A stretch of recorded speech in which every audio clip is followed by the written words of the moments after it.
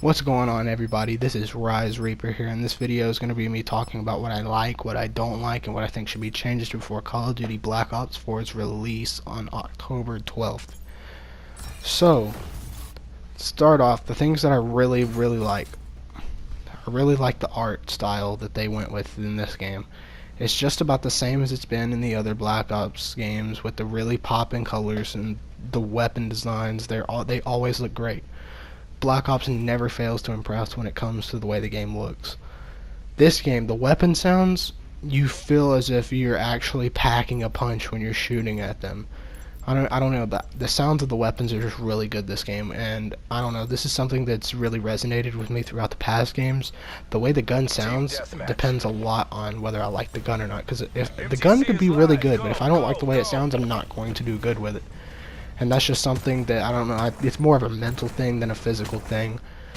But another thing I really like the way they did the healing in this game, because it requires you to be more tactical about your decisions. If you're in the middle of a gunfight, say there's 3 people, and you can't just run out and then shoot at all of them. You can pop out, take one down, back into cover, press your heal button, and then wait for your health to go back up, then go out and take on the other guys.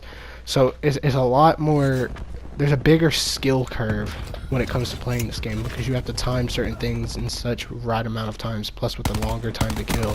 That's another thing I like.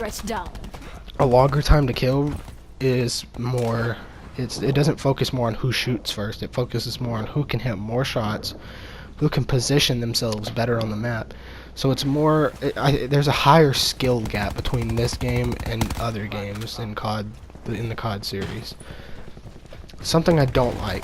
I believe a lot of the special issues, I think they're called, the little equipment that comes with your specialists, I believe a lot of those are just a little bit intense.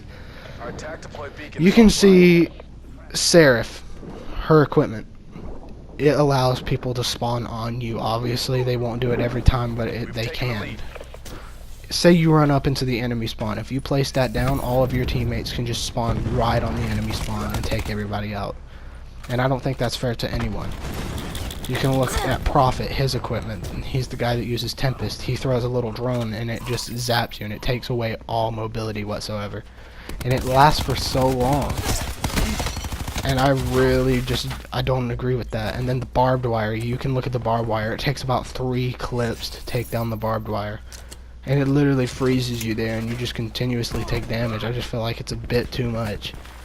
I mean, Treyarch, they have the right idea, but in my opinion, I just feel like they need to tone a little bit of this stuff down. They're really on the right track, but they need to tone a little bit of these things down to help. It's just balancing issues right now, but I mean, that's to be expected from a game that's in beta. So, I mean, that's why they released beta in the first place, because they need to test everything out, see how things are balanced, see how things aren't balanced. And before we get into the ugly, just the straight ugly, I want to talk about some of the returning weapons that I've seen. If you've played Black Ops 3, which a lot of you have, the KN-44 was an assault rifle on there. You have the KN-57 on here. It made its return.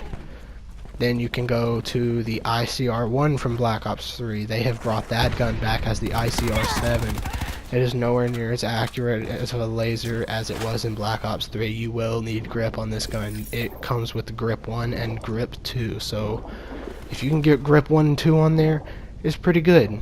I'm not gonna lie. It's a pretty good gun.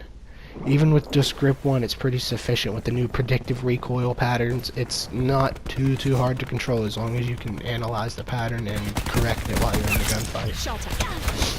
One of my favorite guns so far is the MX-9 SMG. That's what you're seeing gameplay of in this gameplay right here. It's the MX-9 SMG. I'm running the Tritium sight, which looks a lot like the ELO sight from past games. That's essentially all it is. But it's not on all guns, because weapon attachments in this game are pretty exclusively. You can go on one gun and it will not have the same attachments as it has on the other guns. A big complaint I have with the assault rifles.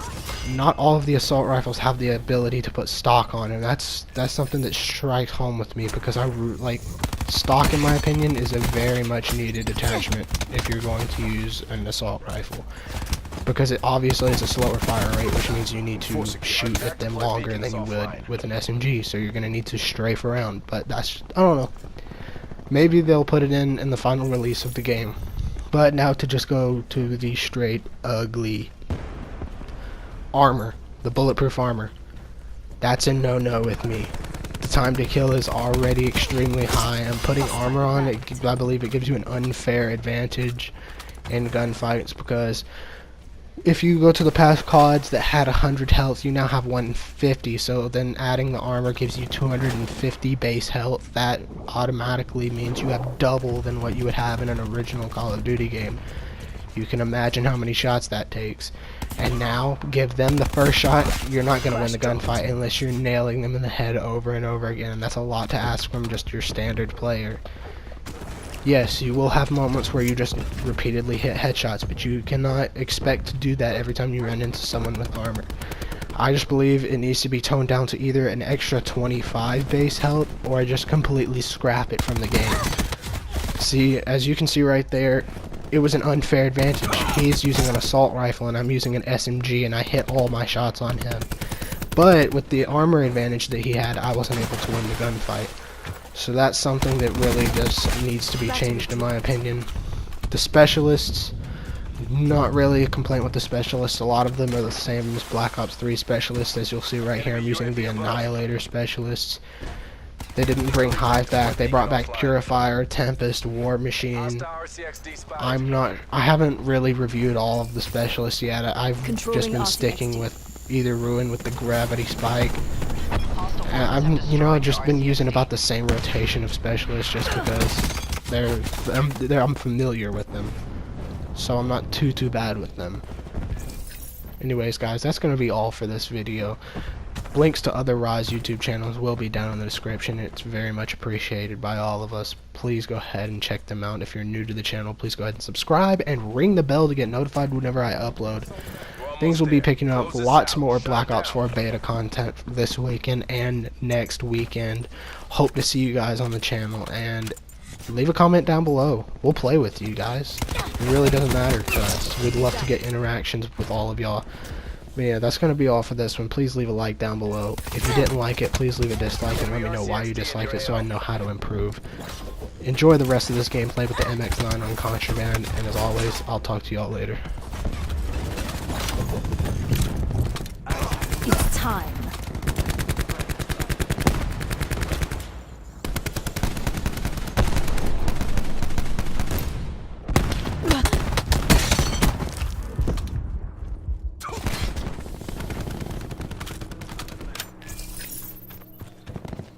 Our attack deploy beacon is offline.